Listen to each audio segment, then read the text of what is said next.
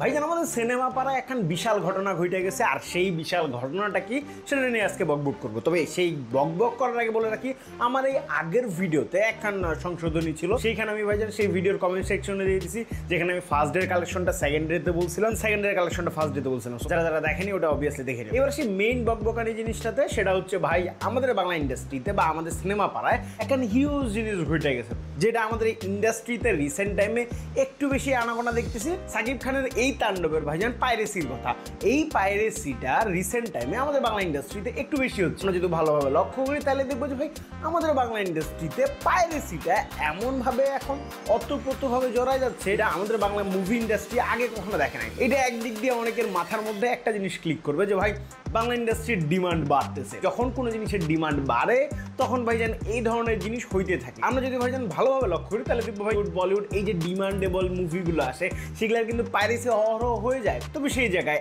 একটা তো ক্যাচ আছে, সেটা হচ্ছে যেই পাইরেসিটা হয়ে থাকে সেটা আমাদের বাংলা ইন্ডাস্ট্রি আর তাদের বলিউড বা হলিউডের ইন্ডাস্ট্রির মধ্যে হিউজ বড় একখান পার্থক্য আছে। যে জায়গায় তাদের অডিয়েন্স অর্থাৎ হলিউড বা বলিউডের অডিয়েন্স তারা ভাই হল কেন্দ্রিক, মানে হলে মুভি দেখতে বেশি পছন্দ করে বা স্বাচ্ছন্দ্য বোধ করে যে ভাই মুভিটাকে হলে এনজয় করা যায়, এই টাইপের একটা টেন্ডেন্সি তাদের মাথার মধ্যে থাকে যায়। তো সেই টেন্ডেন্সিটা থাকার কারণে ভাইজান যতই ভাই পাইরেসি হোক তারা কিন্তু হল যায়, হলমুখী হয়, যার কারণে ভাইজান আমরা শত শত কোটি টাকার ভাই কালেকশন দেখতে পারি এই হলিউড বা বলিউডে।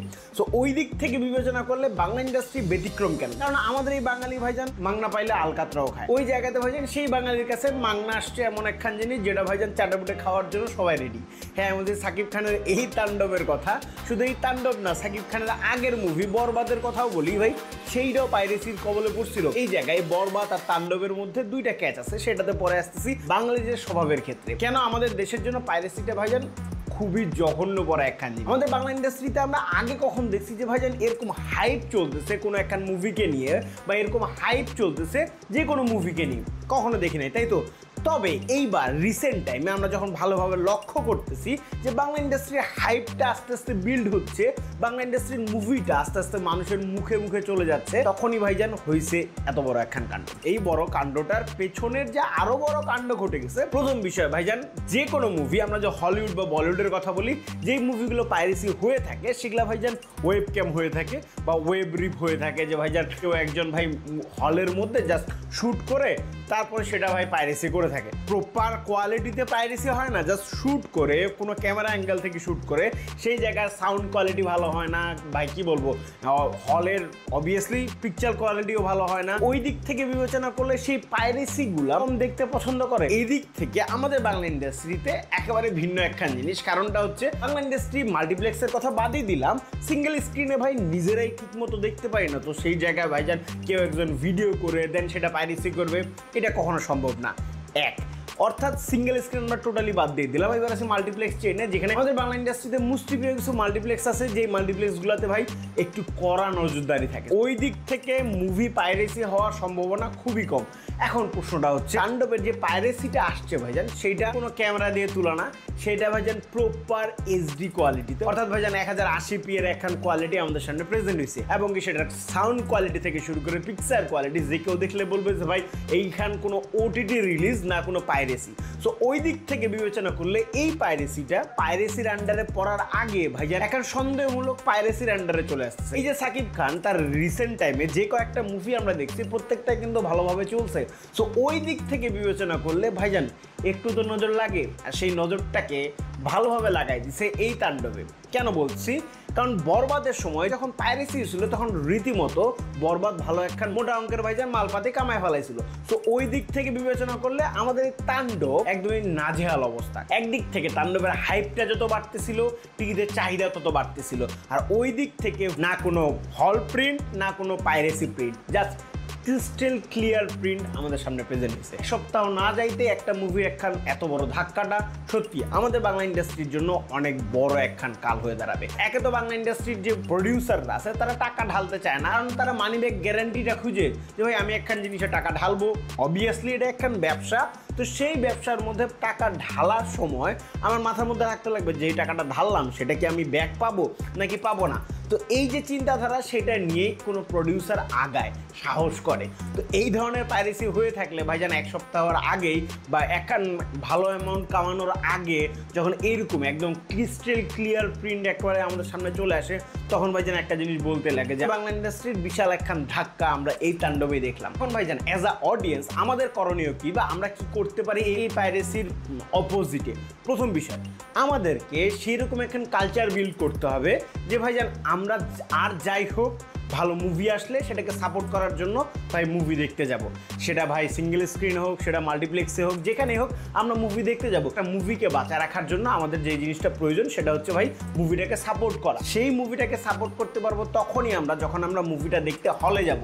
সো ওই দিক থেকে যেই হোক ভাই, যখন কোনো জিনিসের ডিমান্ড থাকবে তখন এই ধরনের অনেক কিছু আসবে যেটাকে টক্কর দিয়ে, যেটাকে একদম উতরায়া আমাদের কোনো একটা কিছু অর্জন করতে লাগবে। সো ওই দিক থেকে অবভিয়াসলি আমাদের যে জিনিসটা করণীয় সেটা হচ্ছে ভাই হলমুখী হইতে লাগবে বা হল কেন্দ্রিক মাইন্ডসেট নিতে লাগবে যে ভাই মুভিটা হল এক্সপিরিয়েন্সের জন্যই দেখতে যাব। যেমনটা ভাই যেন ক্রিস্টোফার নোলানের কথা বলি, ভাই এই মানুষখান ছোট পর্দার জন্য বানায় না, এই মানুষখান বড় পর্দার জন্য তার মুভি বানায় যেন সবাই ভাই হলে আসে এনজয় করে মুভিটা।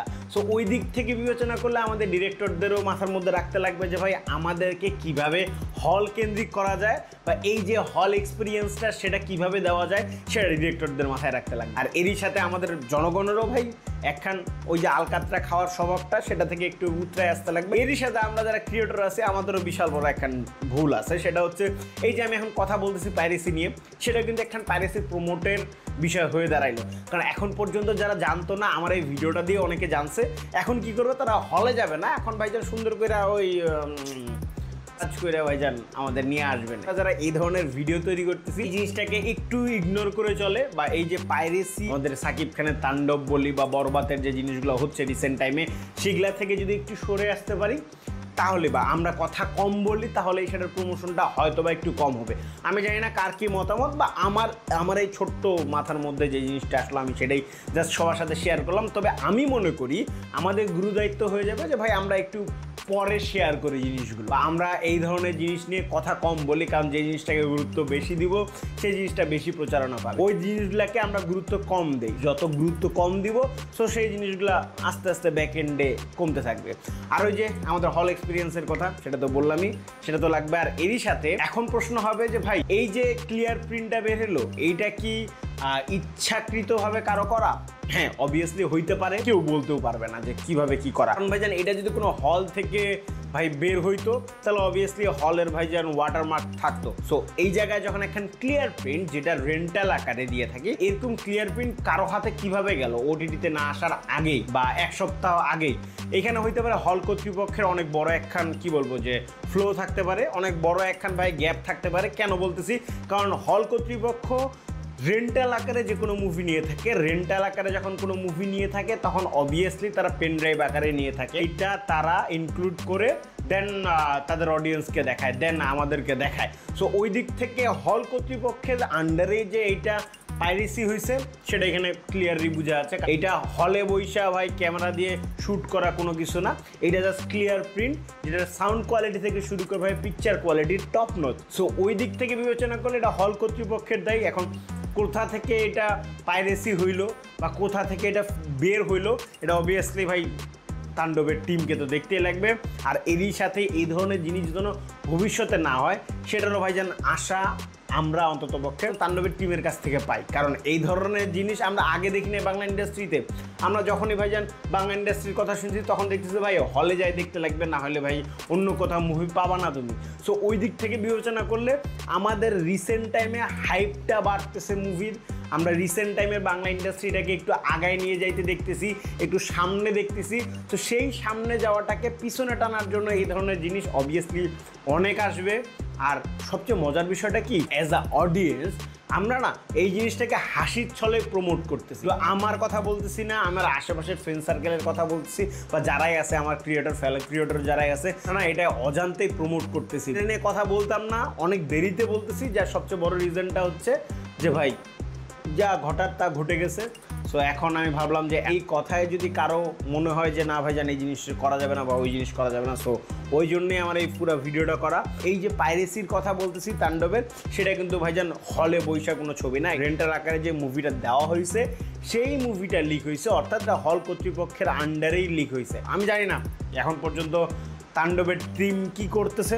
এই দুইটাকে স্মরণ করে অসাধারণ কিছু মুভি যদি এরকম ব্যাকল্যাশ পায় বা এরকম একখান সিচুয়েশনের সম্মুখীন হয়, তাহলে ভাইজান কোনো কিছু করার নাই। সো আমি মনে করব আমাদের গুরুদায়িত্ব মুভি ইন্ডাস্ট্রিকে সাপোর্ট করা। সো মুভি দেখতে যাওয়া, মুভি দেখে দেন আমাদের ইন্ডাস্ট্রিটাকে একটু আগে নিয়ে যাওয়া। আমরা হল এক্সপিরিয়েন্সের যে বিষয়টা বললাম সেটাকে মাথায় রাখতে লাগবে ডিরেক্টরদের, যে আমরা যেন হল এক্সপিরিয়েন্সটা পাই। এর সাথে বেশ কিছু ট্রিক কাজে লাগাইতে লাগবে। যেমন এখন প্রশ্ন হয়ে যাবে যে যেই হাই কোয়ালিটির একখান জিনিস আমাদের সামনে চলে আসছে, সো এইটা ওটিটি তো আসবে, তো তখন একটা ওটিটির একটা বার্গেটিংয়ের জিনিস পাবে না যে ভাই কীভাবে বিক্রি করব, মানে দামটা ওইভাবে পাবে না, তো একটা হিউজ লস হয়ে যাচ্ছে না।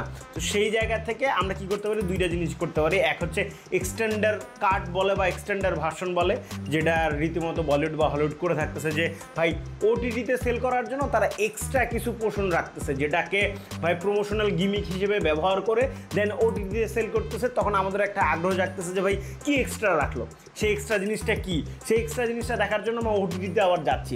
সো সেই অপশনটা ওটিটিকে প্রেজেন্ট করতে লাগবে। তাহলে ভাইজান আমার মনে হয় এই ধরনের জিনিস থেকে একটু হইলেও ভাই উপকৃত হওয়া যাবে। জানি না ডিরেক্টরদের মাথার মধ্যে কি ঘুরতেছে। আর আমাদের বাংলা ইন্ডাস্ট্রিতে যখন এরকম একখান রেভলিউশন চলতেছে, সিনেমাটিক ইউনিভার্সের চিন্তাভাবনা চলতেছে, সো সেই দিক থেকে বিবেচনা করলে ভাইজান আমাদের তো ভাইজান একটু খেয়াল রাখতেই লাগবে।